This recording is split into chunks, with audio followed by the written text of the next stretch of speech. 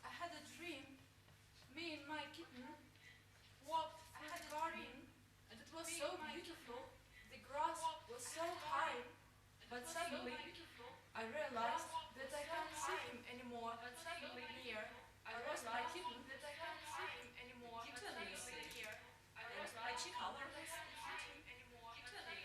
I think first red, but then maybe black. I think turned red. It's wonderful. Perhaps you are dreaming about communism.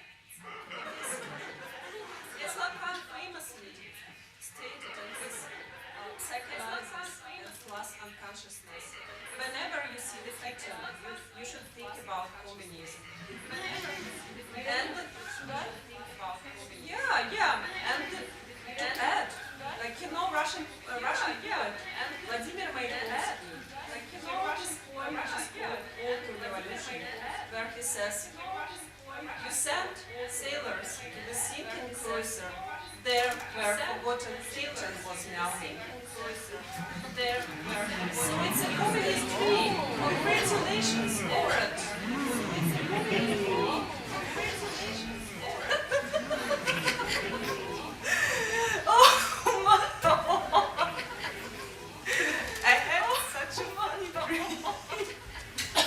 So great. I was in Frankfurt and apocalypse had taken place. And all the bank towers were crushed. It was all rubbish, like lots of people on the street. And the towers, they had no walls anymore. It was just the buildings, but just like after an earthquake. Everything was rubbish.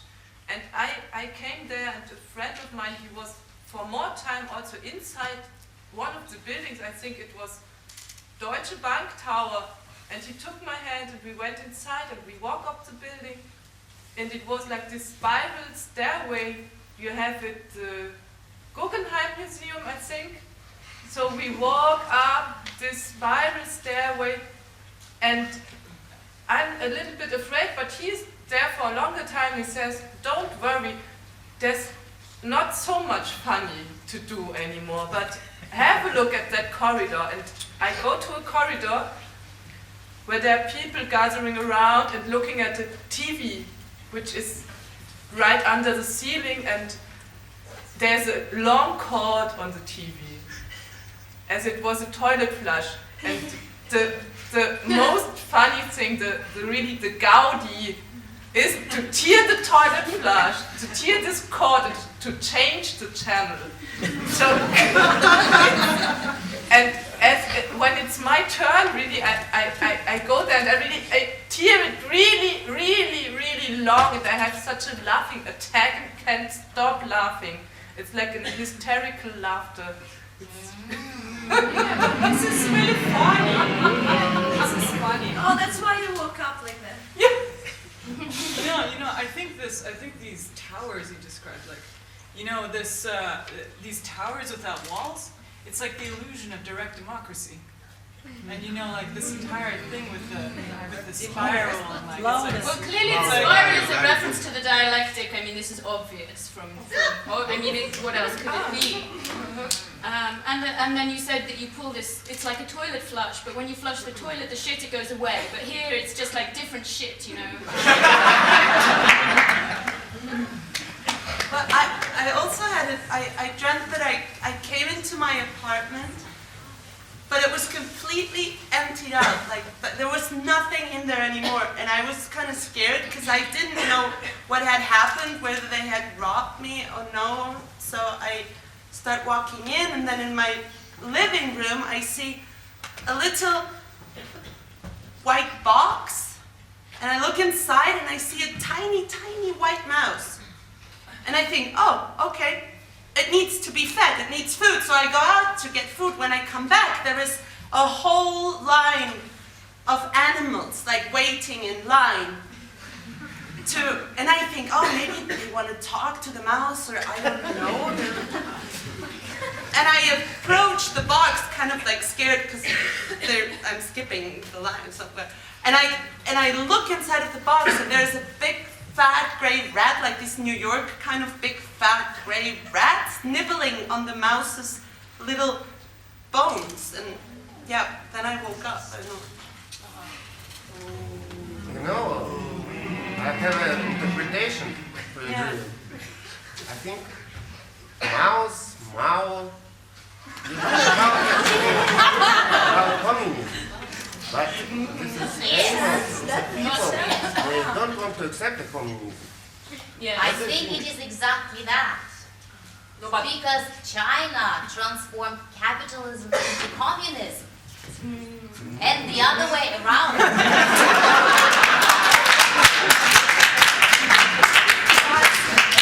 Seriously, I'm trying to sleep. You know, I also had a dream. Although maybe it would be described more like a nightmare. You know, I was. It was a lot like the last couple of days, like snowing gently, but falling with no sound. And it was dark, and I was in the middle of a forest. And in this forest, there was this playground in a clearing. And I was there, and I was like really low down, like a child or something. But I was surrounded by wolves, and we were playing on the playground. Like the wolves would slide down the slide, and like, you know, we were having this fun and like enjoying ourselves at night on a playground in the snow. When suddenly I was pregnant, and I have no idea how this happened, but eventually I wasn't. And but it's not like I had a child. I'm not even sure I was human, but I had this thing that I placed at the bottom of the slide, and it was a package, and it was like a child. I felt very maternal to it, and I saw the wolves looking at it and coming by it, and I was like, oh man, they're gonna eat it.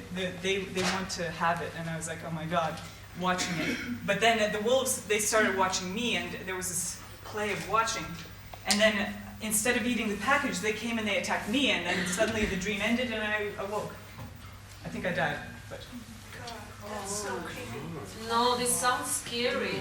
Scary. Maybe you were pregnant with communism. Well, who knows? Who knows? It's really, really fucked up. Yeah, I don't know. it's fucked up. I had a very sensual dream. I think I slept with someone. Yes, finally, someone has sexual. This sounds interesting. Yeah, I think she was, I mean, we had a really angry fuck, and it was kind of fucked up in the end. And she kind of wanted to leave, so we were kind of separated. And then somehow I kind of became her, so I was kind of immersed into her body. And so I kind of really felt her skin and her smell and how she felt, you know. And she decided to leave. So she took a plane, and she just heard this engine sound from the plane, doesn't know where she's going. And she was just alone in the plane. There's nobody else. So she flies off into the sky, right? You know who she was? I don't know, I think it might be a Hannah Arendt.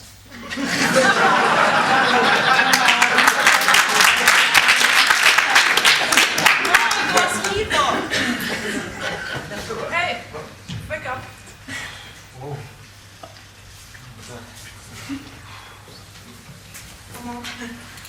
Morning. Hi.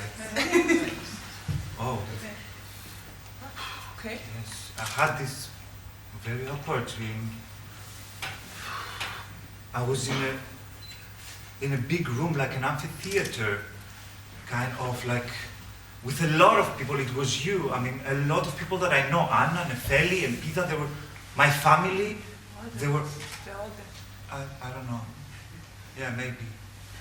And they were all very sad. And I didn't know what was going on.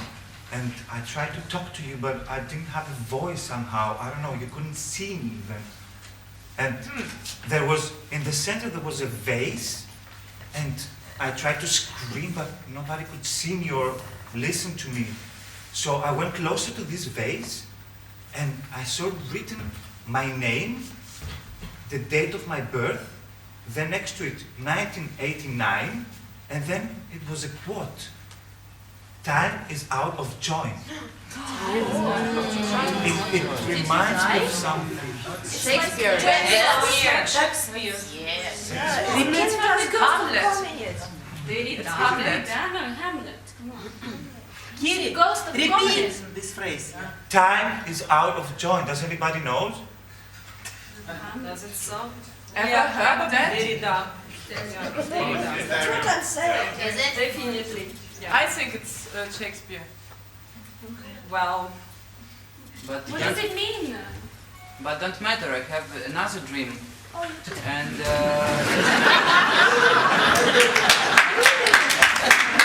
so it was.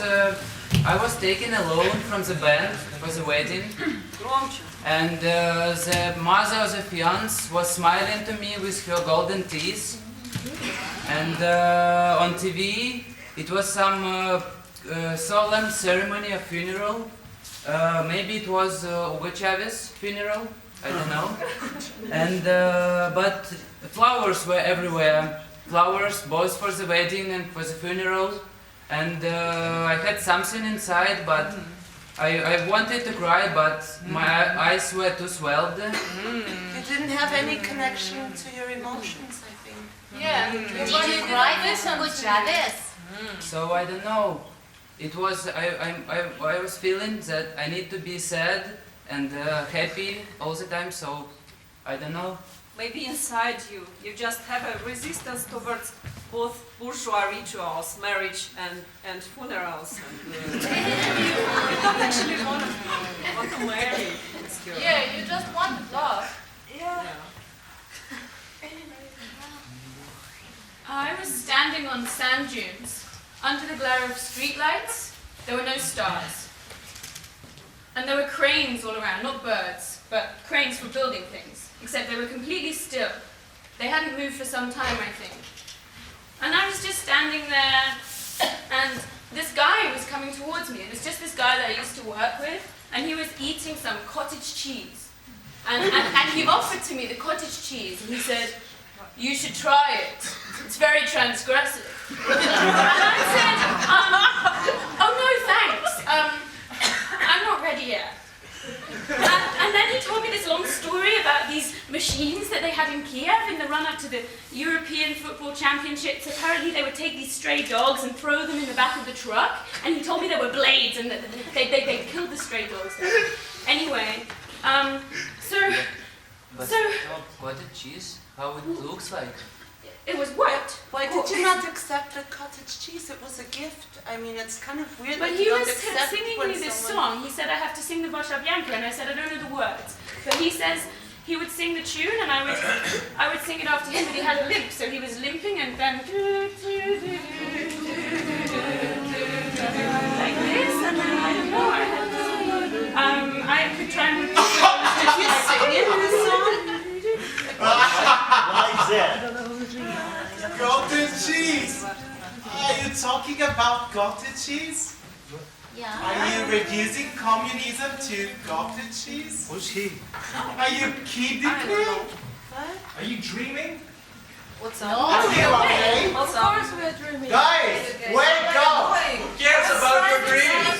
Just get real. Get real! Where are you? Come on. We are awake. We're We're just discussing. We're awake. Are we awake? We're supposed to see Are some we- communist stars. Wait. Actually, This is but I think It's really boring, guys. you don't have to yell at me. I can just hear you when you speak normally. Like, it's okay. But I have this trick. It's really easy where we can all together figure out whether we're awake or we're dreaming. What's the And problem? it- We're dreaming. I don't think I don't know, but they seem to need a proof, so we can prove. Why don't you just pinch? So you think we're dreaming? Arm. yes. Yeah, you should try to. You think we're dreaming? Pinch your arms. I don't feel a thing. I don't feel a down. Do you? I don't feel it. Ow! Jesus!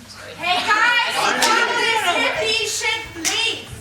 Yeah, guys, wake up! We're all having a dream together. This is wonderful. We're having a collective dream. This is anticipation of communism. It's a collective dreaming is anticipation creation of communism. No, Communism is real. No, we're not dreaming, you guys.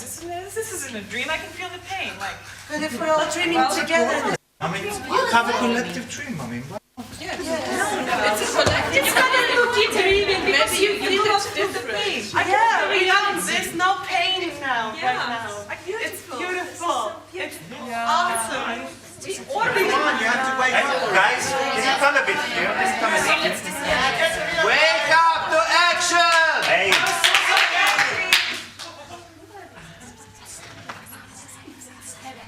okay. Yeah, So we'll do an assembly. we decided to do an We assembly. decided to do an Sure.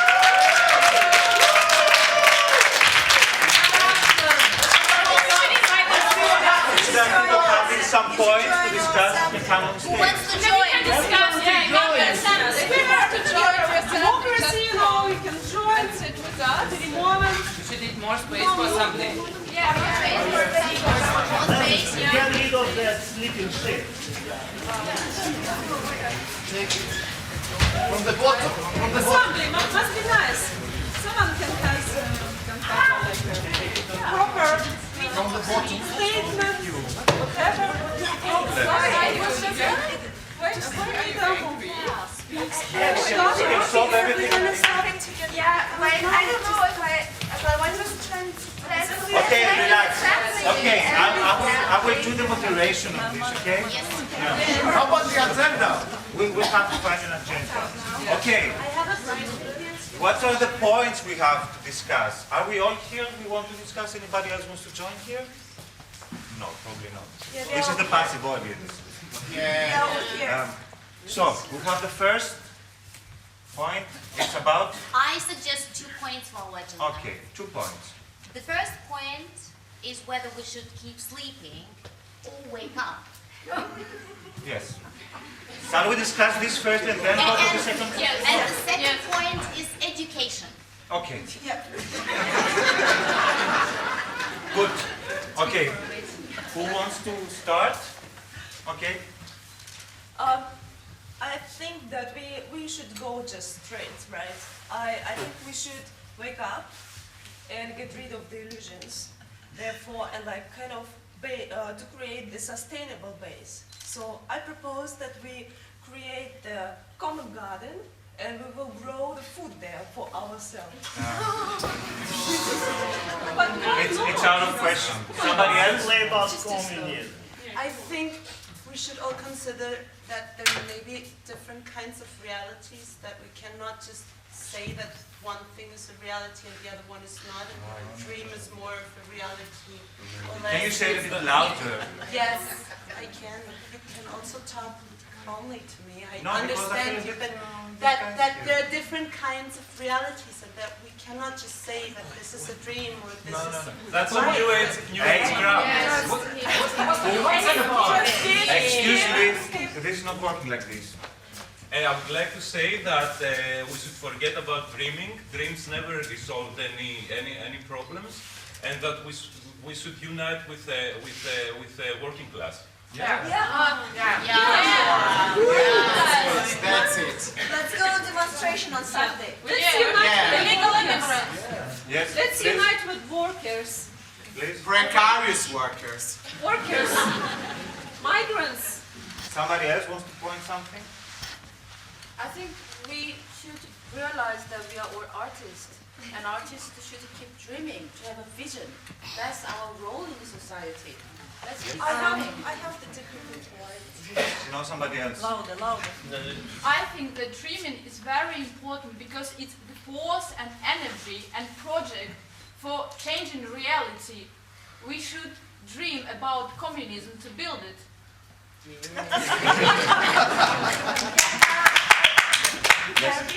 Okay, let's take it as a first step, and then keep on going, make the dream come true, something like this direction.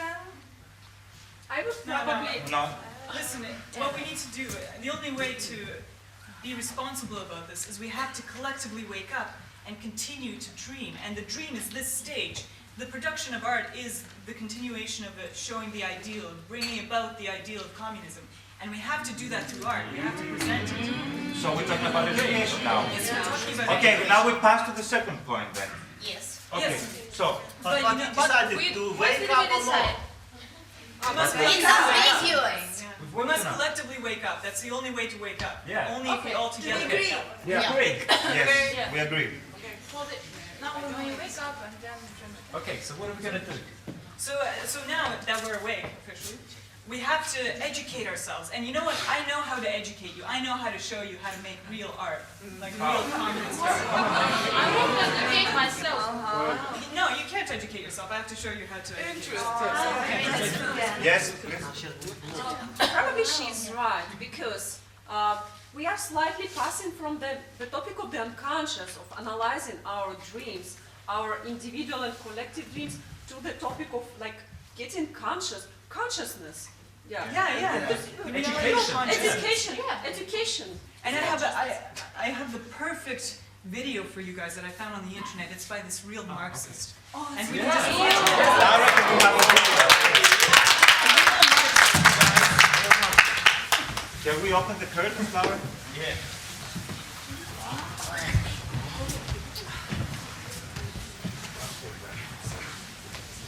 Communist art. You want to talk about communist art? Wait.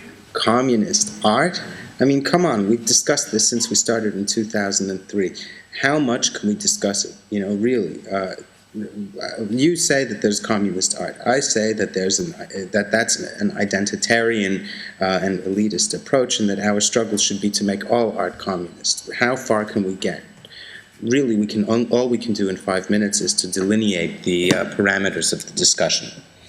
If there's any art in the 20th century communism itself claimed more than any other, it is, of course, realism. And realism emerges in parallel to the working class movement, and its leading proponents, like, for an example, Gustave Courbet, embraced the definition of their painting as socialist. In the 20th century, that line in painting continued through socialist realism, which we don't really have to look at to remember, and that doesn't say too much about Courbet, whom we can look at for hours and keep thinking about what makes him into a communist artist, but still it's a vector for potential failure that we need to really think about. I would like to take an unexpected turn by maybe talking about Courbet's later work, to ask, is this communist painting? What do you think? This still life, for an example, was painted in 1872, after Courbet had been imprisoned and heavily fined for participating in the Paris Commune as its cultural commissar. Could it be read as a reflection of that defeat? Or maybe as an internalization of all the political passions of that time? Could this be the fate of a communist sensibility, to be dissolved into a micrology of color, later to be exploited by artists like Cézanne? Is this communist art? Okay, so that wasn't direct enough for you. And the avant-garde? What do you do with a thing like El Lisitsky's famous design for Vladimir Mayakovsky's book of poems? Surely this is communist art. Left, it proclaims. The books of the Soviet avant-garde were meant to be not mute dead matter, but living things, comrades, as theorist Boris Arvatov put it. By abandoning the dead passive world of easel painting, artist-constructors would bring the world alive. And really, this book is user-friendly in a completely unprecedented way, unlocking the hidden use values of the poem inside with its exquisite suprematist icons. But what do they mean today, when everybody is an artist and has a little comrade thing with icons in their pockets? My final question, if there is time, concerns the prospects for an aesthetics of resistance that goes beyond some futile search for communist art in realist or constructivist traditions. The term comes from a famous book by playwright, painter, and filmmaker Peter Weiss. It famously begins in 1935 in Berlin, where 3 underground communist activists visit the Pergamon Museum, one of them wearing a Hitler Youth uniform for cover. It is no coincidence that they are talking about the Pergamon altar, which was brought to Berlin by Prussian archaeologists eager to buttress the young cultural nation's identity with reconstructed antiquity. Maybe you know that Albert Speer was inspired by the altar for his tribune on the Zeppelin field, where the Nazis held their party congress in 1935.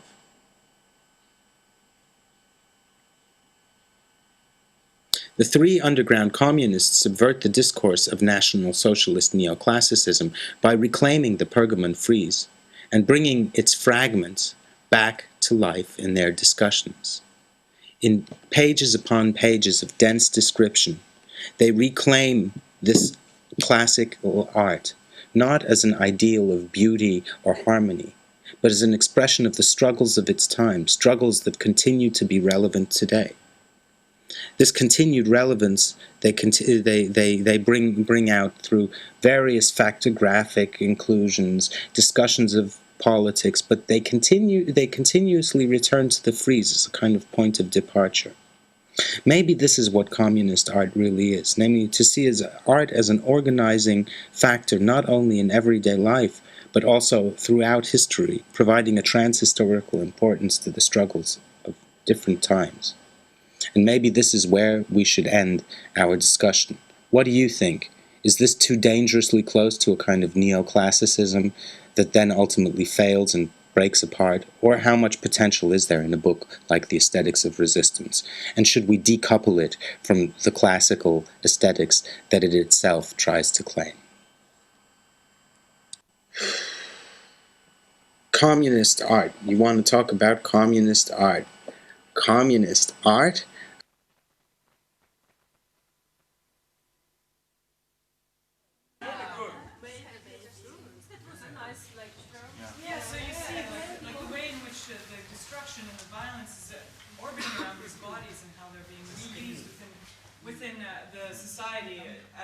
As a point of organization,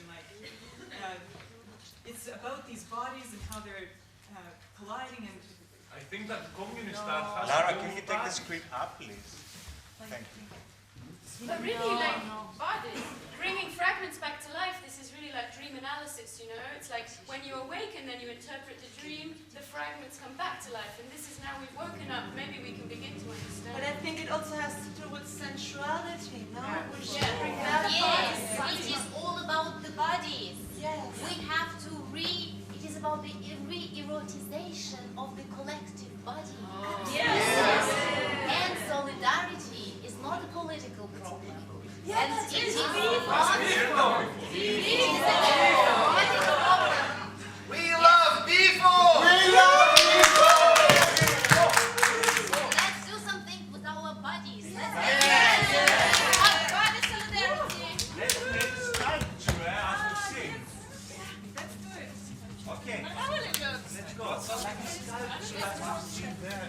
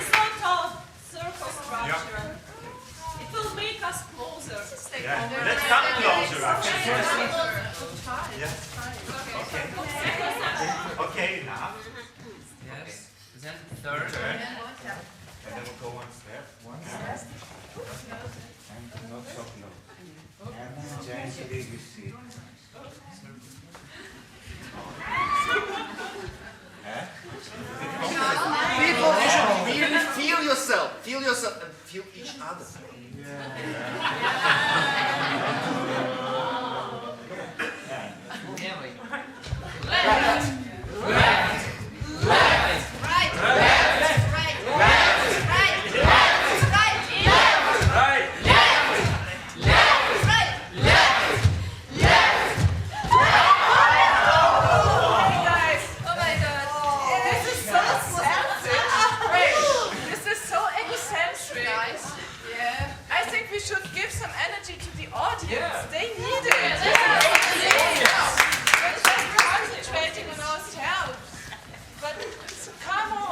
Yes? We give you our energy.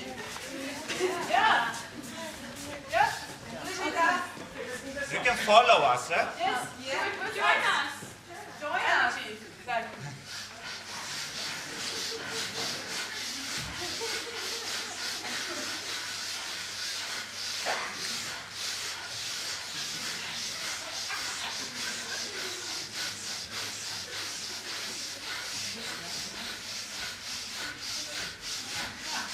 And we try.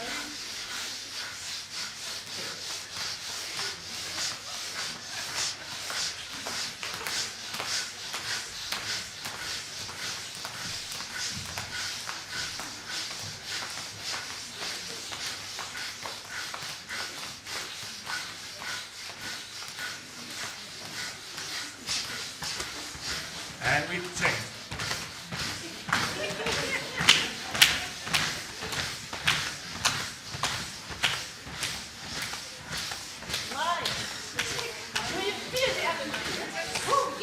And we change.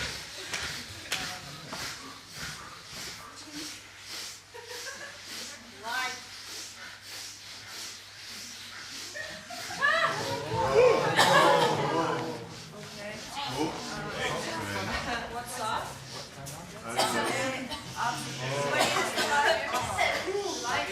At the backstage. Please. What's going on? That's awkward. At the backstage. What? What? Sector? What? What's the picture? What are you talking about? Shall we go backstage? Well, the videos Was so nice. Yeah, it was really nice. We reached the point. Sorry, guys. Oh my god. Oh. Who's that?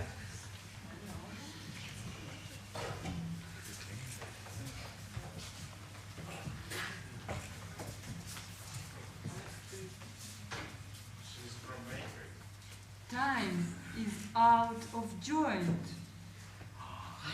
That was in my dream. sounds familiar. That's what he sounds familiar.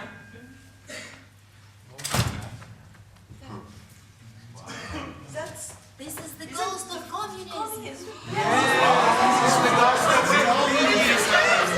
It's fun.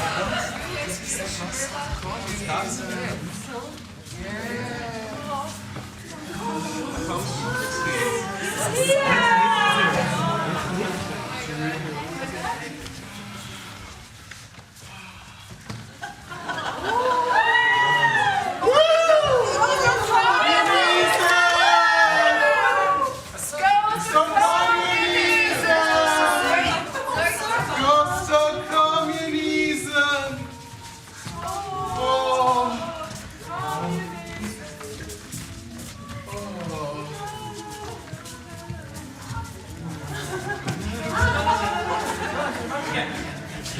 Guys, look ridiculous.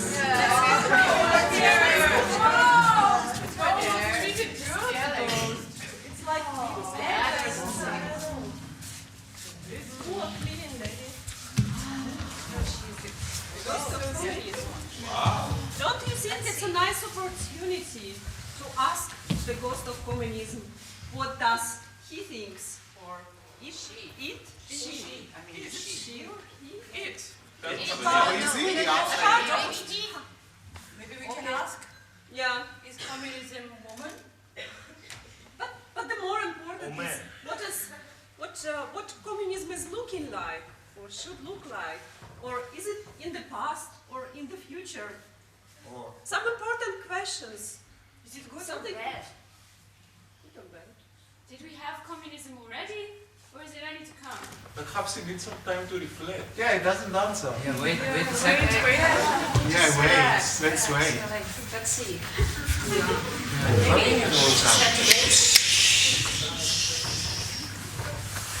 Probably we need to hold the hands. People, stop. It's really a crucial point in the play. Why are you so fast? You should think what final questions you should ask. It's really like ultimate ultimate questions. Yeah. So give a minute to think, right? And then start. Money. Will we still have money in communism? Or Facebook? Will there be Facebook in communism? And iPhones. What about erotic? Yeah. Let's say, what about sex? And hedonism. And love. Family. Languages. Guys, you're taking the wrong line, totally the wrong line. What you have seen before? What about in the lecture? Bodies, pain, suffering, overcoming of the status quo, right? But that's coming anyway at the end. So that's the question you should ask. But We should start Take the line, take the line. Why don't you Okay, guys. Okay. Don't be totalitarian. We should start from easy stuff like sex, love, you know. Then we pass through suffering. boy. And then it goes on to suffering. You're golden. You'll get So you come on to stage and talk to Come to stage.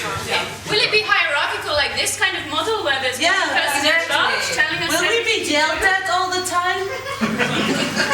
What about the position of women in communism? Will the harshness of life disappear completely? And please tell us something about communist art. No, you know, this guy had a point. We gotta, what about the gulag? What about violence? No, let's ask should we overcome death? Will we overcome death? And what about suffering? Will we still suffer in communism? Maybe. So Julia had this dream. I remember the song that the one partisan wrote in 1942, and he actually tried to describe communists, partisans, and communism itself. And he said there, "We angry snakes will slither between your bones. We raging wolves, we will lick your intestines. We stinky worms and we stinky flies will set down on your fascist dead bodies and we will scream furiously. Communism. Communism eats flesh and swallows blood. Communism breaks legs, breaks arms. Communism's gifts are cemeteries and sufferings. Communism is terrible. It's hard and it's stiff. Communism's army are skeletons. Communism's doors are terrible jaws of death. Communism's dresses are ripped. Communism's flags are red from blood. Communism has no wings. Communism has crutches. Communism walks like a ghost, and it's not pretty. Communism doesn't sing songs. Communism screams, just like our bombs, just like our rifles. Scroll, communism. Scroll, we don't need you to fly. And sing. No, we don't need you to sing. Curse and scream, my dear communism. Scream. Through our body, through our blood, you will transform yourself. And with your own life, you will revenge our deaths.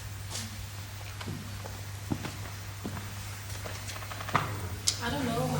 It's horrible. That's really It's fucking horrible. It's people like you and your vision that has no hope and will never allow anyone to get together because you are just provoking violence all the time. No, she never said.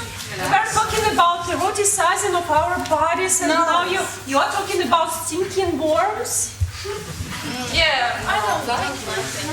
You don't like it. Kind of don't like violence. No. Look, she's right. She's saying, Listen to her. she's saying the truth. Communism cannot be separated from violence because it's through violence that we produce law. We must have violence closely married to communism. It can't be separated. You can't force them apart. There is pain, there is suffering. We must suffer in order to bring this I don't feel like this. No.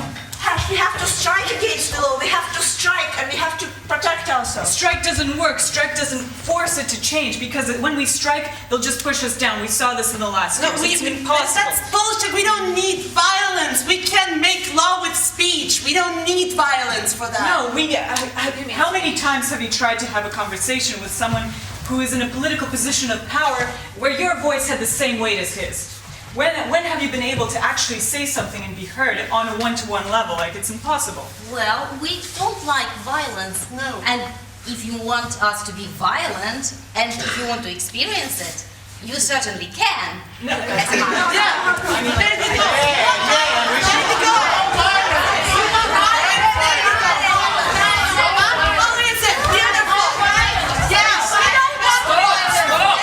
That's enough! Look what you've done! No, but we really hate violence. Is she dead? Wake up. Look what you did! Is she dead? Oh. Yeah, you killed her!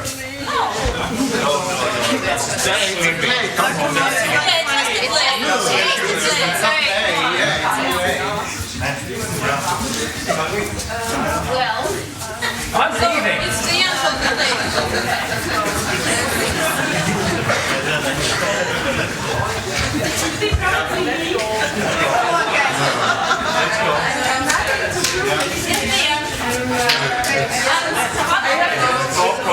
I wasn't hired for this.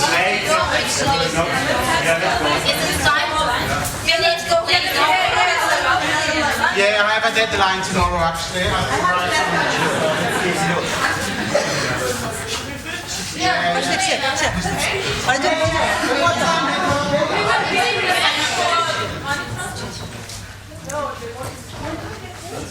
You got your money now? No.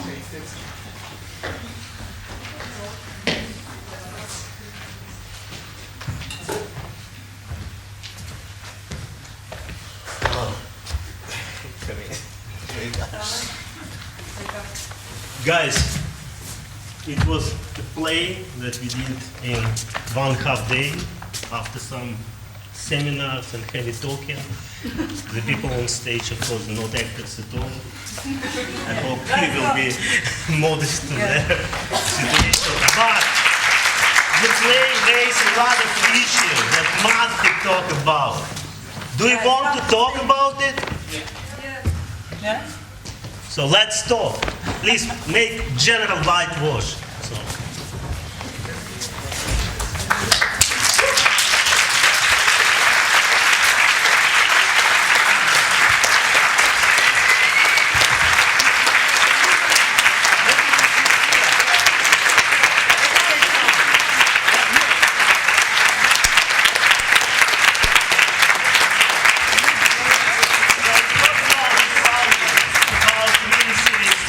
That have to be discussed because it's really good in many ways. So, all guys make this job and we can continue, and actually we really have many issues. And we don't want to force you. Anyone who wants to leave, please leave. There is a question. Those who want to stay, stay. There's a question. Yes. Yeah, go ahead. Maybe more light. More light. There's a microphone in light. There's a microphone. Just wait a second. Thank you. Thank you for the play, and I'm very happy to see all the people whom I have seen before in Moscow, and everybody else very much as well. And I have like kind of I think I'm like a little bit even too emotional now, yeah, to ask this question, because I was really kind of I really have very, very bad feeling now after seeing the play. Really very bad feeling, super bad feeling. Because I'm thinking, I mean, there is a huge amount of people on the stage who are acting stupid hippies for the whole duration of the play, and that's very humiliating. And then there is the search for the authentic communism in every section. And there is the negotiation between the authentic communism and the inauthentic people on the stage. And the effect that is just produced, I mean, like for me, and maybe it's kind of just my like personal psyche, and we have to analyze it. But that's, yeah, that it is kind of like, it's so like dialectical Hegelian what was going on, in a sense. And absolutely. And I just like so if kind of like, yeah. Exactly, exactly. And I mean like, and if we speak about communism, and we have so many people who wanted to participate in the workshop, I mean like, why this kind of like spitting of other in the self? I mean, like pretending that we are kind of like hippies at the Occupy, because I understood that it was the goal, yeah. And then the voice appears on the screen, this unembodied voice, yeah, of the master that I definitely subjectify because it's so smart and nice and it explains everything in a so nice way, yeah. I mean, of course, I love this voice, yeah. But then again, like we have so many, it's like, it's really kind of like very, very bad experience for me. This, yeah.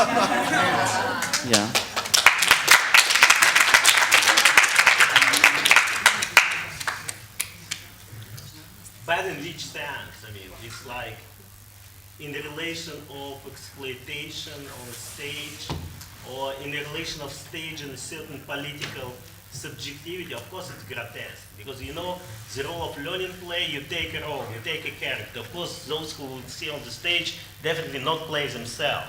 Even we, as a masters of that kind of setting, because we always really try to get rid of that hypocritical pretensions that we don't have hierarchy. We have hierarchy here, you know, it's quite clear. But what we do through that hierarchical setting, which are unescapable in that particular places, so we problematize that too. But exactly, if you got it as Hegelian, fine, we don't mind that. And you know, dialectical too. And also, because you know, we have some certain biographies, because we very often have to speak in different situations on issue of communism, from idea of communism and Volksbühne and to wherever. But what was really interesting core point, to simplify, you know, I'm not a theoretician, it was about that issue that sometimes people really pretend that communism is something nice. It was very clear, actually articulated on the stage. And we say, no, it's not nice. It's horror. Maybe you can go into the concept of sublime. It might be delightful horror. That's okay. But at the same time, as long as you as not accepted that relation, that kind of given a burst of violence, then we fucked up politically on all levels. That's what we wanted to say simplicity. If you don't like this message, we respect you, but sorry, that's our position. Hopefully, I don't know how other people would say. I'm sorry for jumping first one. But let's, someone else would like to answer? I mean, I'm sorry, a little bit moderating, kind of. No, I would probably add that because I haven't seen the performance, that's the problem. I cannot give like an external view, perspective. Interpretation as you did, for example. But I would agree that impression. It was more affect. I was very emotional when I was not pretending and really interpreting. So that the tension is being produced precisely in between this this fake position of these stereotype figures which we are, and at the same time we are not hippies. We are like awakening consciousness. It's uncertain and it's undefinite and it's kind of ambiguous.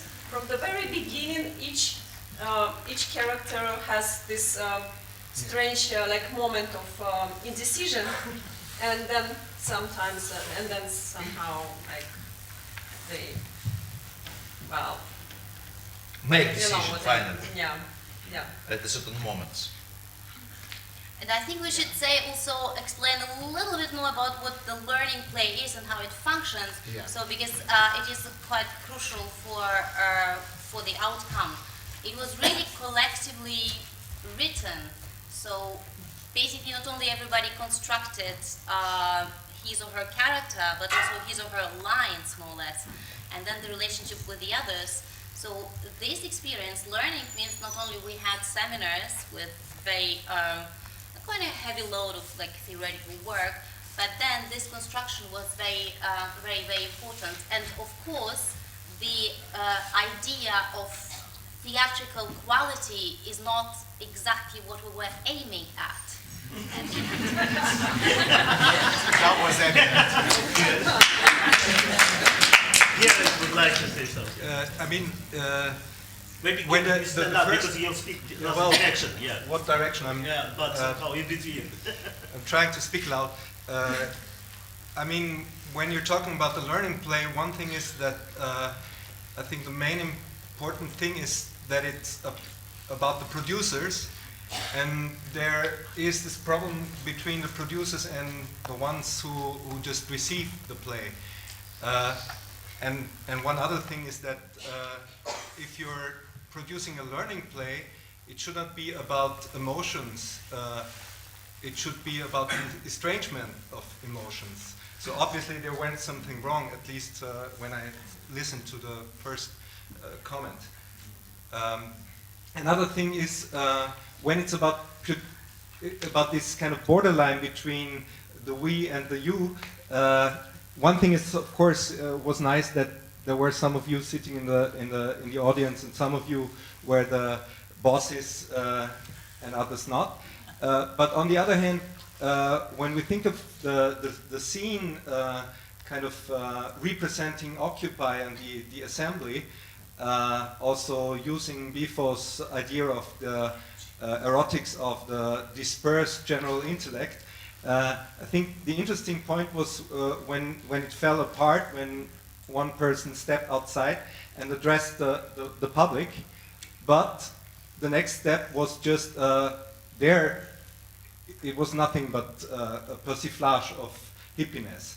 So there, the interesting point is when it comes to universalizing or transversalizing the learning play as moving or as transforming all of us into producers, and there you failed.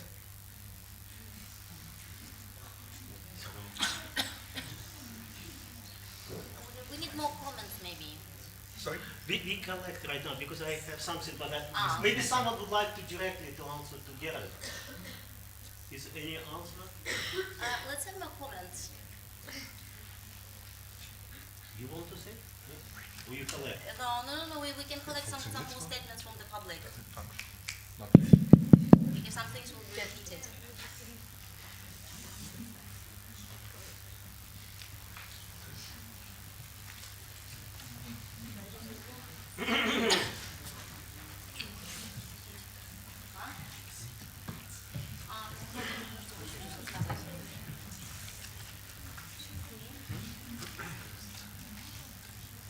May I take a time and just answer a little bit on Lehrstück, because the concept, because we were in a very principal theatrical issue about that estrangement and devices.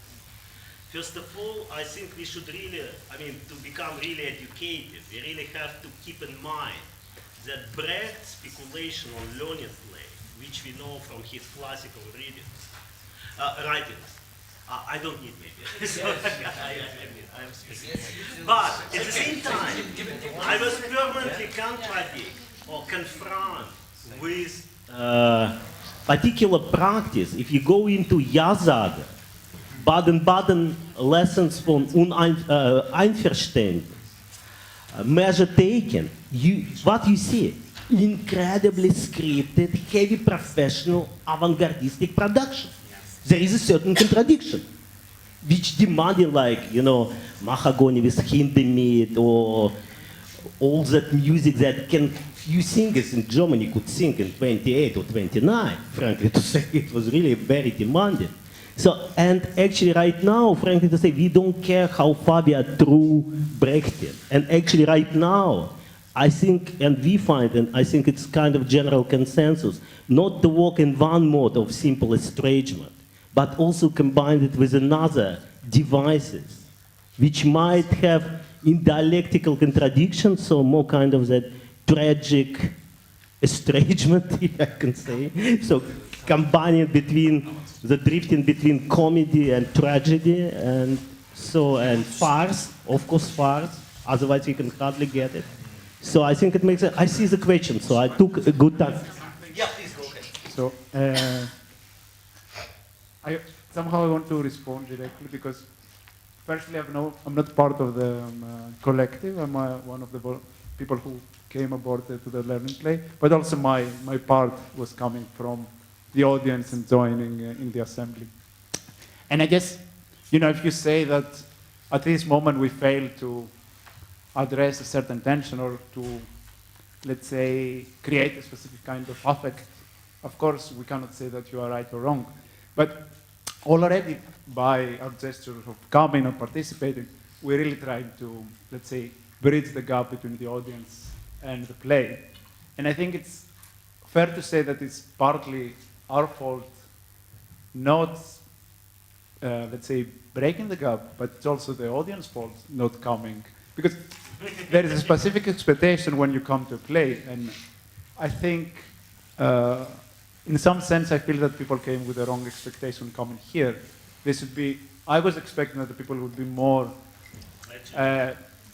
ready to make that step, because already from the beginning we're trying to, let's say, undermine this kind of distance between the stage and the audience, and maybe this stage doesn't help, but I think that was the intention, and the intention also on the side of the public is very important. I saw two questions there. Yeah.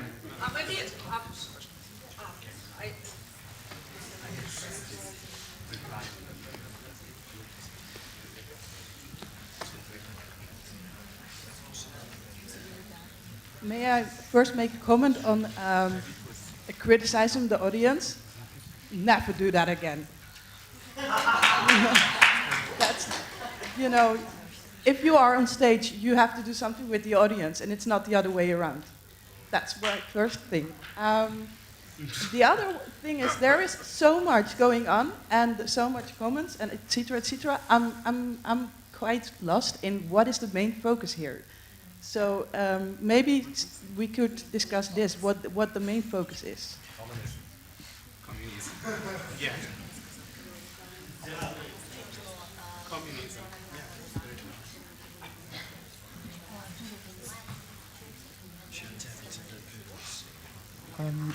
Maybe the question is not so much addressed at the people on stage, but actually the people sitting down. This question that, the artists need to do something to the audience. And I mean, one of the feelings I felt, there was this moment where the people, please come to the stage. And there's always this moment where I think, is this an honest address to me as an audience, or is this the fact that they're addressing the people in the audience, which are actors?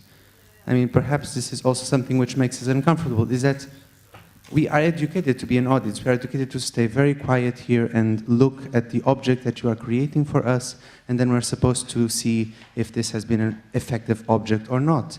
But I mean, perhaps, again, the question is not so much directed at the people on stage. The question is, were we an effective audience when confronted with what we saw?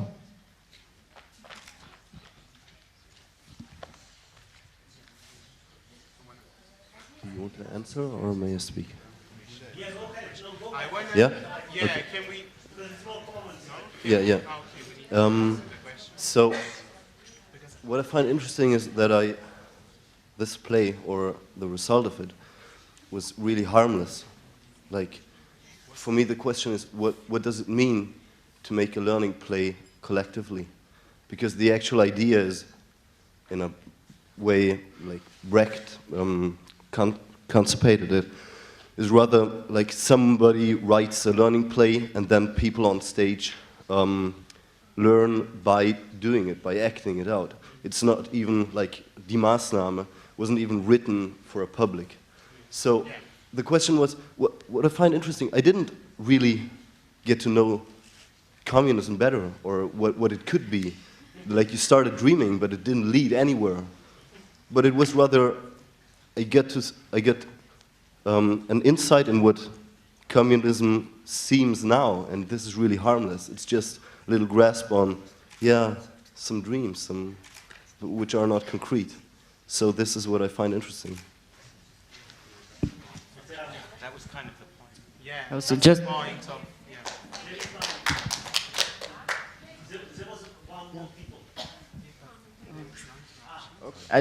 I have very small question. Could I just, since I got a microphone, it's just small question, yeah. Yeah, thank you.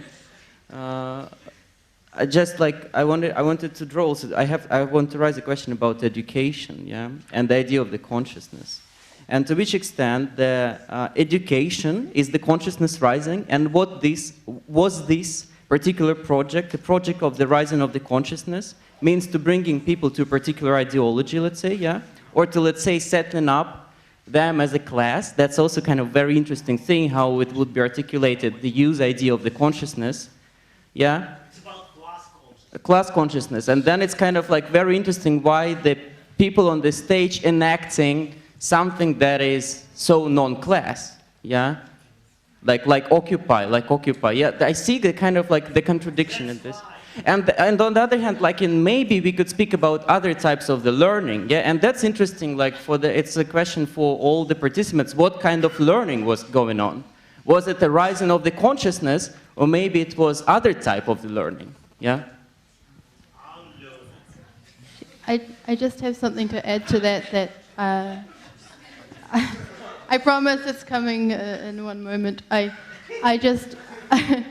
just wanted to share that I've been feeling very uncomfortable about how what was presented felt like a simplification in a very uncomfortable way of what I have been experiencing in the conference so far this week, and I'm not sure that I really learned anything, unfortunately, that I hadn't heard already articulated in some of the other speakers. I'm not sure how it was built or developed, and I had an unfortunate feeling of brainwashing, and I'm really sorry, it sounds very heavy. But it's related to this question of what education is supposed to do.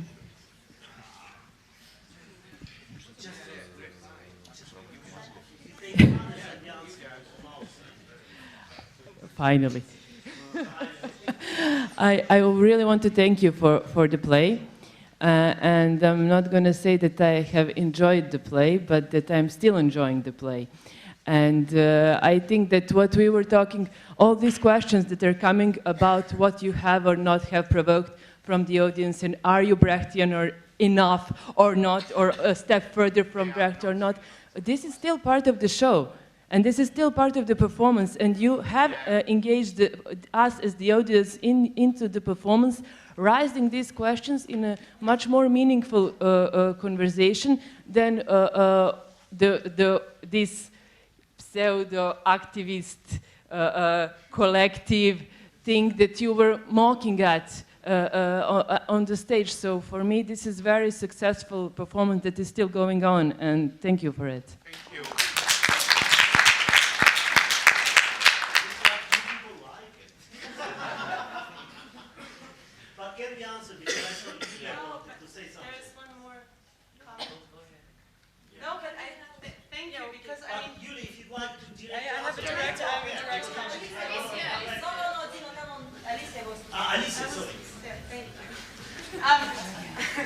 No, because I mean, I felt really uncomfortable in my position, like trying to, and I think I failed in certain moments because then my brain was like, no, you cannot be like this, but like trying to be this complete idiot for myself, like it was horrible. And in a way, we were all kind of giving some bad, good examples depending on who sees what. However,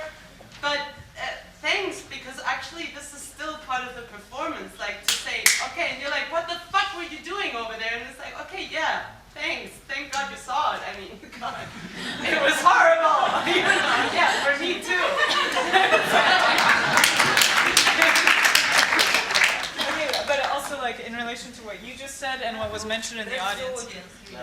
Like this difficulty of watching this play, it's something that I also experienced in seeing other performances by Что делать. But when I took part in this play, what interested me about this is actually the way in which these very basic positions, you don't learn anything from how these basic positions are articulated, but rather from how uncomfortable you feel about both their simplification and how they interact with one another. And for me, this is the moment that you're not learning something like, I can tell you now a fact about communism, but rather you're learning through a rather more difficult to articulate part, which is that you don't feel comfortable with what we just did, like you hate it.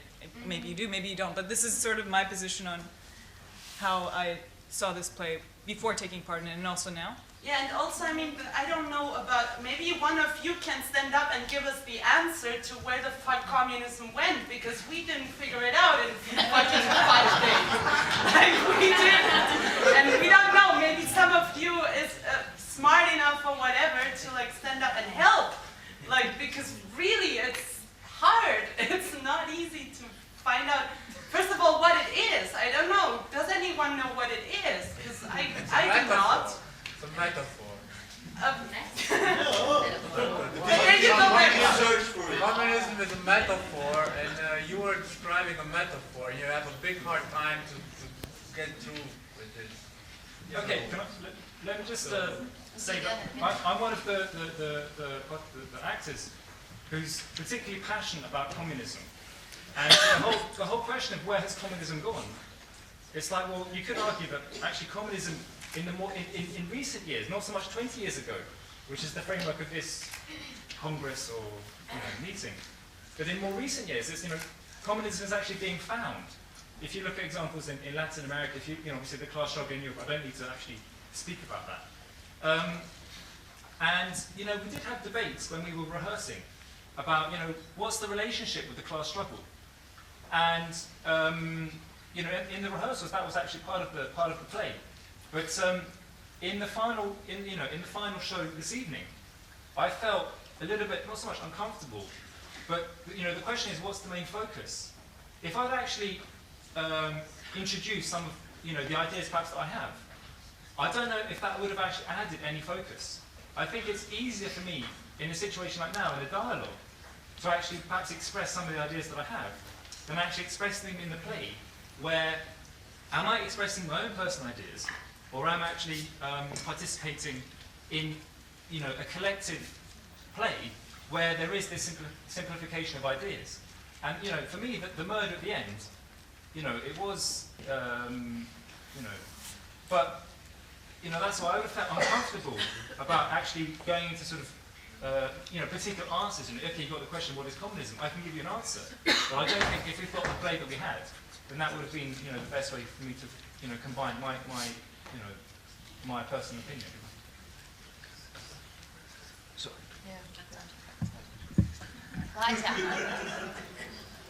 Can you move the mic to?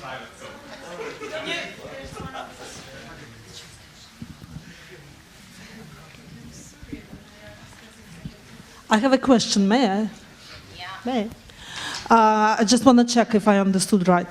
So the main idea was that the communism is something strong, drastic, and violent, and not really this like sweet chocolate. I actually completely agree. So if I understood right, this was the point of view of two female characters. I don't know about the ghost of communism because she was speechless. But this was also the point of view of actual directors, if I understood right. And the others were kind of wrong of not understanding that. So if it's a point of view of the directors of the play, does actually the aesthetic form reflect this point of view? Do you mean that this is something, this play we've seen, this performance we've seen, or maybe still part of, reflects this idea of violence? I don't know, maybe transferred into some kind of uneasiness, Peinlichkeit, or whatever we're supposed to feel here? Is it the point, or it's still some kind of sweet collectivity which is still chocolate and not yet communism. Yeah? It was really a question. It was. Yeah, I'm really interested to know the answer. It's not like a criticism from my part. I mean, it is all chocolate in the sense we're artists. We're in a theater. I mean, in that sense, it is still always chocolate, if you know what I mean. So the violence is still to come. I mean, the new forms of communism, we didn't see them here yet. So they're still to come, which would express the real violence of communism. Or Can I answer in a way? I will try, at least. From a personal perspective, of course, it's probably not necessarily coincides with the collective director's view. But I think that we were concerned basically with the very recent failures of uprisings all around the world, which coincided in a very drastical and dramatic way with the coming back of the notion of communism. So our intention was partly to touch in a painful way this wound of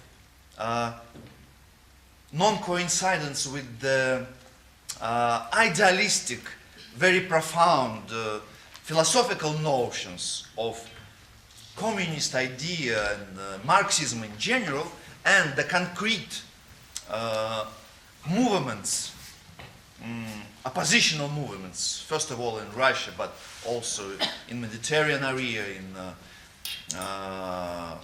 East, whatever, which at a certain moment very dramatically confront the situation when you should overcome the status quo situation, and it demands certain power and certain, not consensus, not dialogue, not direct democracy in again this occupy form, but very passionate involvement and probably violence. And here a very crucial question arises, which we witnessed in Russia, for example, a year and a half ago, when there was a real kind of uprising, when amounts of people occupied streets and squares in Moscow and St. Petersburg and other big cities, but nothing came out of that. Why? With the first clash with the police, it was over. And here, I'm just contextualizing and historicizing a bit our intentions, not trying to state any general idea that it should be like Leninist kind of party with takeover, which mobilize people, which is ready to sacrifice themselves and act in a very violent way to change the situation. But we kind of project this very concrete historical situation which sooner or later will ask us to act. Oi, 3 questions here. Can we have a microphone, please? I think I want to start actually. Yeah. Sorry. So I want to actually defend the volunteers and the actors of this play, because since you invite for a public intervention, I don't want to keep it as a secret that I was initially part of the volunteer group that were to make the learning play with Stodalat. I decided not to be part of the play, and well, as I also already stated for you on the stage, I simply disagree too much about the process and the meaning of the play. But I really want to say that I think the volunteers and the actors, yesterday evening when I left the small room where we were not able to rehearse at all and the roles had not been given out and we were still in discussion, I thought this would have never been possible.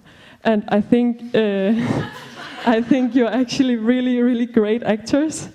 And if the meaning didn't get through, it's definitely not your fault.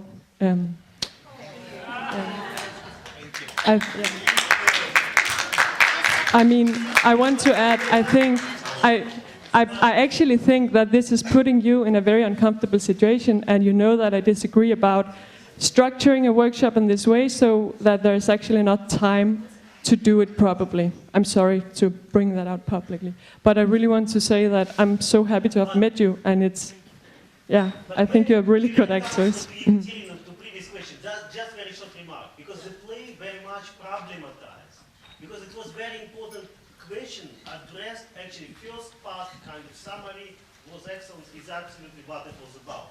So here is, I think it's total agreement.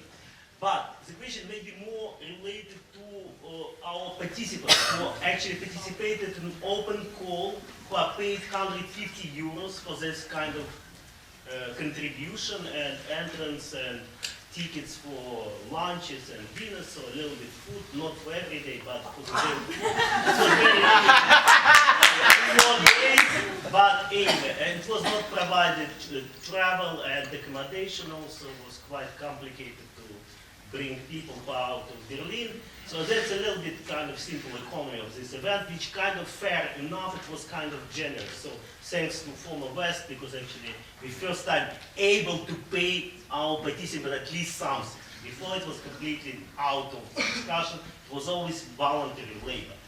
But then just to be in short, but how comfortable? Because is it violence inside? Of course we always work with the violence. That actually very much distinguish or separate us from other groups who actually problematize, because it's an issue of spontaneity and certain protocols and certain disciplines.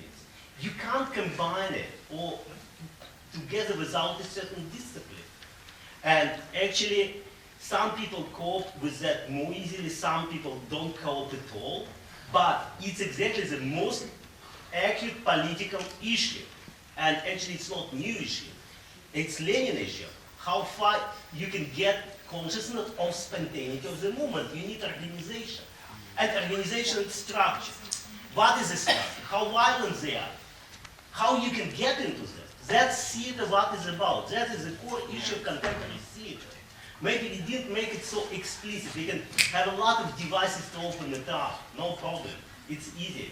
But at the same time, it's more internal process of learning, how your singularity can get into some prepared protocols of political organization, because it's political issue. That's the matter. We don't care so much, because actually, you know, when you follow a certain protocols, a certain task, so that aesthetic, so the color of the bed doesn't so important. When we make film, it's 1 millimeter is important. But here it's another thing. It's about that kind of transmission of that challenges and energy. So that's what, from my point of view, contemporary theater is about. So I'm sorry, I'm talking too much. But go ahead. Okay, I have the microphone. So, I mean, there are some very, obviously complex political implications and blah, blah, blah. And there is this fact of the fourth wall being broken and blah, blah, blah. But it's like, you know, there was surrealism before Dalí made scrambled eggs out of it, and my basic question is, when did we start to believe that the bad guy in a James Bond movie wants to destroy the world? He's just an actor. When did this happen?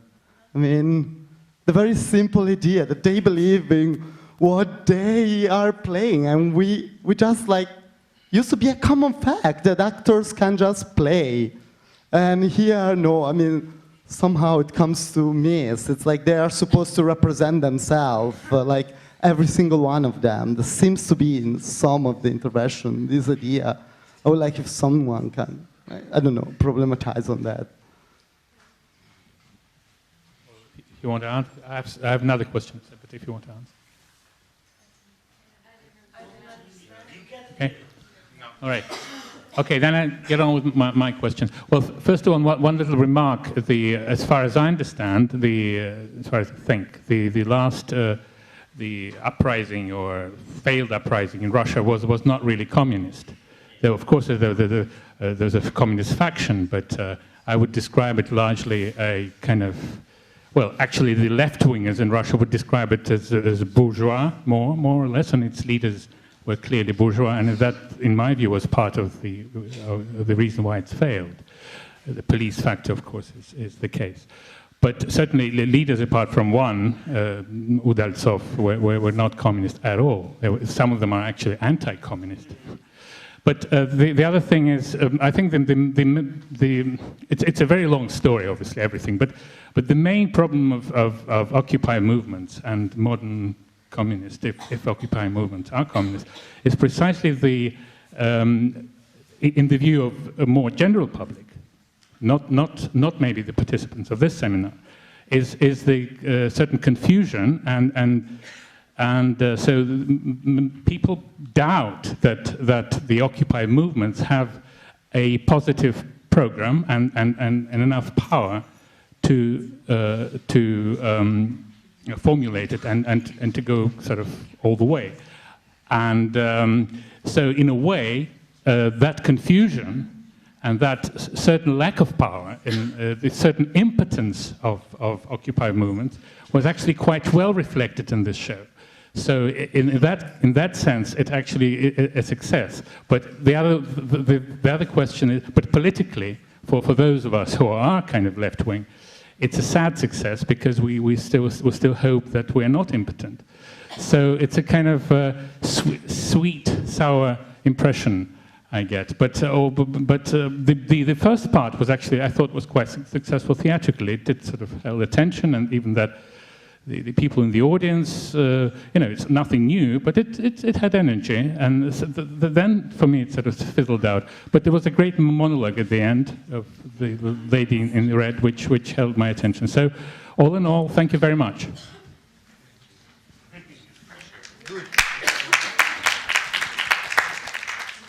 I also wanted to say thank you very much, and also for this particular remark about the uneasiness or the being uncomfortable, because I felt the same, or do feel the same right now in this talk as well, very much, because this talk is also kind of a reenactment of a talk after a play, where people have like aesthetic measures and try to apply them to something that just took place. And this is a very interesting kind of self-satire, and I think if we want to reach kind of violence, maybe in a Simone Weil kind of way, we should just continue with this and really like talk about like the actors and how they acted and so on, until we finally like abolish our artists' careers and our like academic careers and let go of this and maybe have some needs that we have to develop forms of struggle, like real forms. And for this, I really like to thank you to like put up this tension that somehow you want to explode and get violent again. And sorry, not just needs. For God's sake, people, you started with a dream, desires. And the fact that we're sitting here asking you all, what was the success and what did we learn? What a limited set of desires we have ourselves, but also what a limited set of desires you have managed to give us. And okay, sure, don't critique the audience on one level. On the other level, let's attack each other vigorously with all of the violence of desires unbridled. I wanted a hell of a lot more of your desires coming out ugly, frothing ways from the stage. And I don't want to be sitting here listening to the nth person saying, what the hell did I learn and what the hell is communism? We should all be ashamed of ourselves, for God's sake.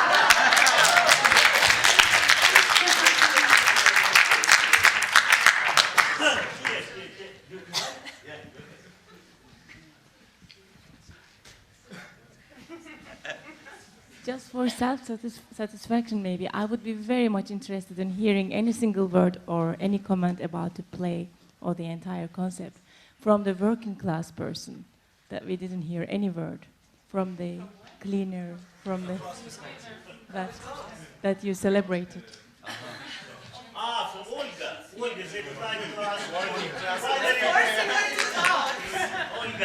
She's a precarious artist. Who you are, ghost. Communism is very silent. So what was the question? What's your perspective as a class? Ah, What is well, your class perspective? Because you were kind of small. I was just, you know, those guys on assembly, they messed so much around, so I had so much work to clean it, so I was even too tired to take part in it, you know. That's kind of labor and time division, it's so hard. You know, when you work for 12 hours or 14 hours a day and you are paid just 150 euro, then like, come on, what's like you don't have anything to say afterwards.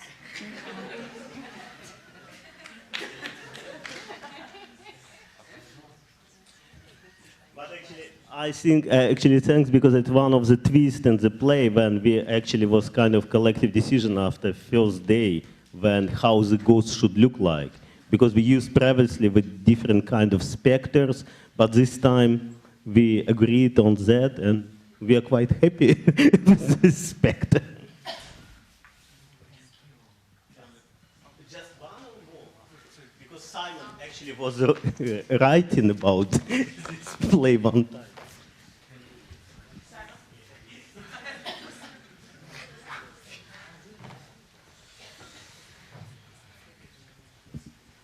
Yeah, I thought there was someone who said if there was an answer to where communism has gone, and I have a fearful answer, that communism has gone into cultural production and representation, which tends to be a kind of fetish of communism that you see in a lot of theory and in a lot of art, where it's absolutely not dangerous.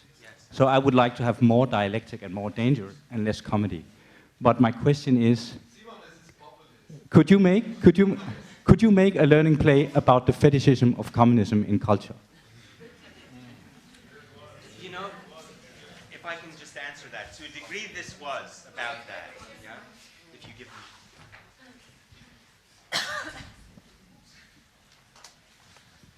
You know, to a degree it was actually about that here.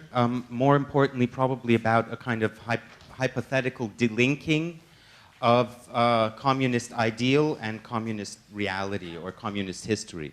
So you have it's not only Badiou who's making this thesis of kind of that you have to delink the idea of communism, the very universal idea of communism from all of its kind of bloody and contradictory histories. And this is something that we were discussing and trying to find a form for actually in our seminars, and this is the discussion it came out of. So it is actually about that.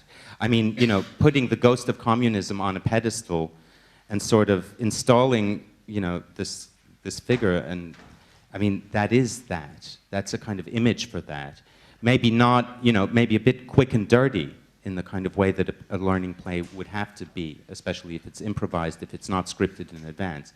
But yeah, I mean, and we're all very uneasy with this kind of, also if we're living in a situation or in a country, those of us who live in Russia, where this delinking is somehow completely impossible. Because you see in front of you actually where communism has gone, or maybe it's gone into matter itself almost, and you have to deal with this dark matter. You can't just sort of ignore it and look for the bright ideals. So that's more about chocolate and other things.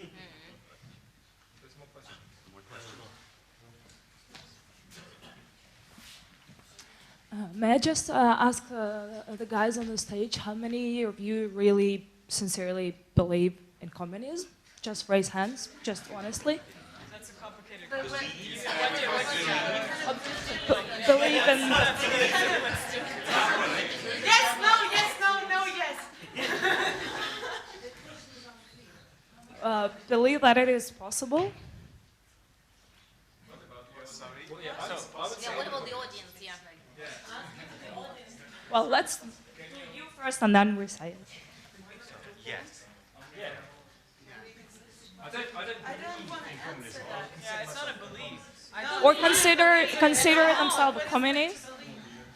It's a theoretical basis that you work with, and it doesn't, people interact with it in different ways, and some people use it more often, I guess. That's one way of saying it. I don't think that it's a thing that you believe in. It's not a question of religion, but a question of knowledge production, which is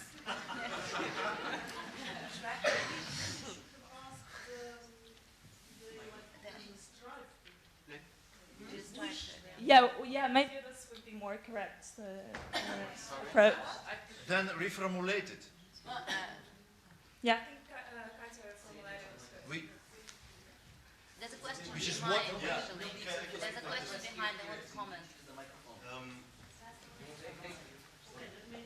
The question was, it's not my question, the question was, do you really want communism to come? Please raise hand. What kind of What kind of question? Exactly. It's not a question of one.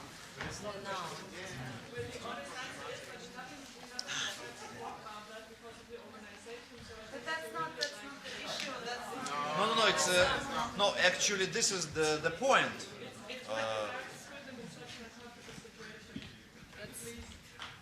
That's what from what we started, from dreams, from the articulation of a certain political desire. But my answer in a strict way. I mean, communism as a society where private property is abolished, where state is withered away and superseded, and when all kind of relation, non-alienate, I think it's fucking, I mean, again, it might be, you might call it a dream, but it's actually what we all thinking about, how to get it. You know, how to get out of that subjugation of living labor to capital, of alienation of our bodies, and all that kind of thing. It's ABC.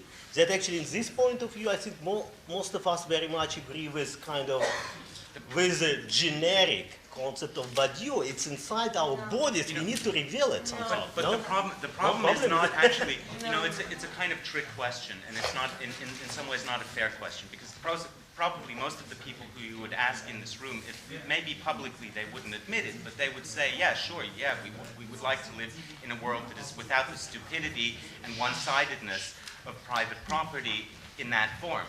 But see, I think the real difficulties begin when you begin to declare that, when you begin to declare that within the context of a cultural production, when you begin to sort of represent that. Of course, what you saw here are not the representation of our real desires. I mean, and you know, the kind of frothing forth of fake, you know, shit desire to be. I want frothing forth of something very different. I mean, the point You want is that authenticity. No, I don't want authenticity. I think that if you begin with dreams, what you can begin to do is to think about the force of desires without representing them.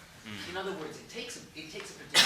I'm not talking about everybody clusterfucking and masturbating on stage. I mean, I think we saw more of that today actually than maybe we would have needed to. What I mean by the kind of frothing of desires is to think about the force of something that so much pre-exists the kind of categorical work that we've been doing here to think about what communism is, where it has gone, and what kinds of successes or failures we have been observing for the last while, and that communism is one particular response to, as is, I'm sorry to say, capital, a particular response to how to deal with desire and this work. I want that dealt with in a much more direct way, in a way that deals with dreams, at a time when what we are seeing is an eruption of an enormous amount of desire all over the place, in all kinds of, and I'm sorry, I cannot call them failed.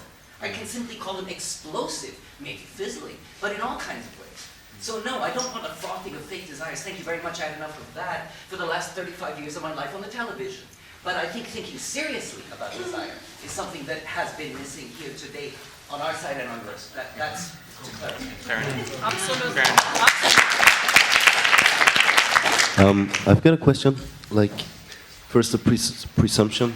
I think the staging here, or what I now saw, or in what you were doing now on stage, like you were missing a political dimension. You got to the stage where most plena come to, like you talk about something, but you're not even talking about the same thing, or not even getting to the same negative dimension, whatever. But like here now in the discussion is appearing a political dimension.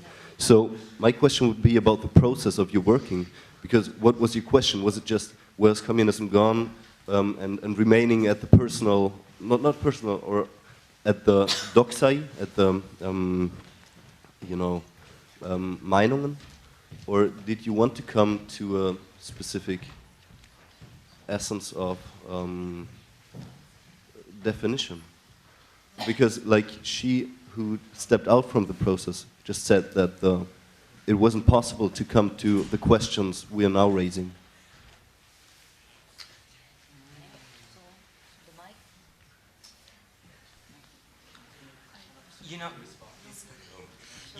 No way. I can do it without a mic.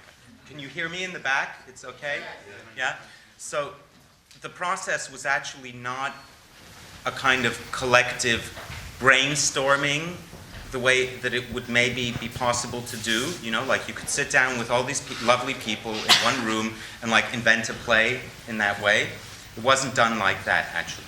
So just, you were asking about the process.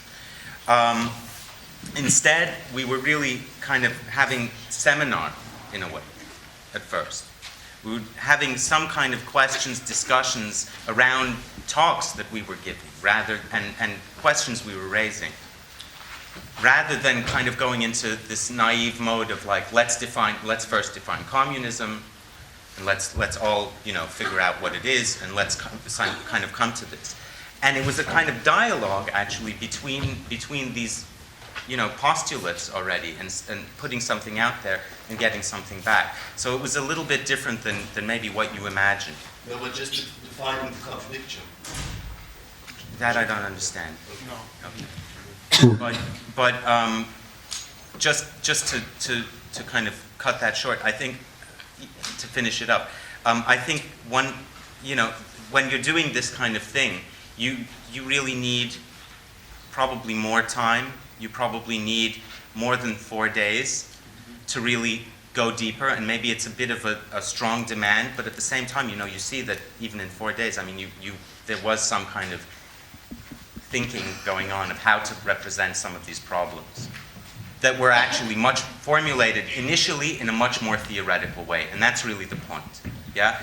Is that, we're dealing with very complex things. You can give a long talk about Badiou and problems of Badiou and why it's why you have to develop a critical relationship to Badiou, and we could use names and terms as much as we like, but in the end, actually, you have to find a way to express this in your own terms, in your own words, and I think that that's what our participants were trying to do in some way, is to establish maybe not even their own positions, but kind of reactions to things that were going on in those seminars, to try to find a kind of plastical form for them. And I think that that's very admirable effort, and it's good. I think someone else wants to. Yeah, actually I was like thinking about all the questions that were addressing tonight. And I think that it's very crucial to understand that actually this process was also a process of negotiation. So we went through several discussions. Of course, we have all different ethics and all different politics. And everybody is obsessed by one thing, and the other is obsessed by another thing, and everybody has his own view of Marxism, communism, socialism, and whatever. So what I want to say is actually that this is already an estrangement effect for me, and this is like an estrangement effect that is happening in the reality, because through participating through the seminar and then acting into the play, you constantly have to assume the role, but also to overcome it, and then to negotiate with your vision or with your position and with your idea. And this is is linked to what Julia was saying, and I think this is very important, this kind of self-transformation process. And there was a person here before talking about the estrangement effect and thinking about the separation between the audience and then the stage. But I think that the estrangement effect or the alienation effect deals with several levels. So you can't read that just in that direction.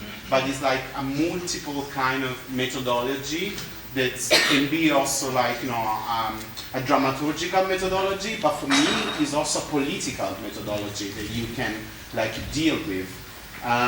So for me it's very important that to make the audience realize that actually what we play was also part of that negotiation, wasn't the representation, or was both, was our role, but was also outside of our role, and we played with it, and we couldn't find the exact position within the play, or the exact position now talking about you, about my position, or his position, or whoever position. It's a process of negotiation as a collectivity, and then in a certain moment, I think that we were talking about violence, but the first things we did was sacrifice sometimes. Sacrifice my own ideas in order to give the space for the rest of the group to keep going on with the play. Excuse me, I'm losing all my motivation to speak. So maybe I just shoot it out before everything disappears. But it feels to me that you guys are like a piano, and then we give you some stimuluses, and you have some kind of a already prepared and rehearsed something to say. But at least I thought in the end that what is communism today maybe lies in your different opinions. And what I found quite maybe interesting,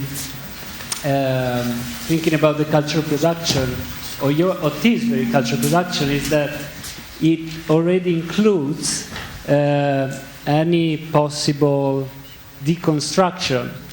So I think probably, yeah. I think, yeah, it's quite, because I was just thinking about